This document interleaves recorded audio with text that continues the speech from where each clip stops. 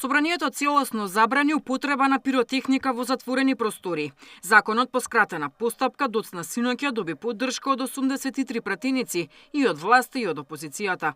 Двојно се зголемуваат и казните. Тој што ќе запали огномет, факел или друг вид на пиротехника ќе заработи казна од 200 до 250 евра, одговорниот на фирмата 500 евра, додека казните за фирмата ќе се движат од 1000 до 10.000 евра. За повторување на прекршокот предвиден е и притвор. 10-кратно се зголемија и казните за пропуштање малолетници после полноќ. Од досегашните 50 евра, сега казните се движат од 500 до 5000 евра во зависност од големината на објектот. Според професорката по казнено право Александра Груевска-Дракулески, зајакнатите казни ќе зголемат безбедноста на граѓаните, но само ако надлежните институции ефикасно ги применуваат.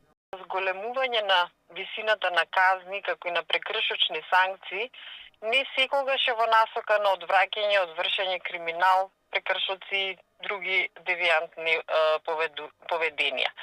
Оно што има ефект за успешна превенција и сузбивање на криминалот и прекршоците е ефикасното постапување на органите на казнениот прогон, како и на други надлежни институции. И тоа многу пати го има потврдено бројни криминолошки истражувања.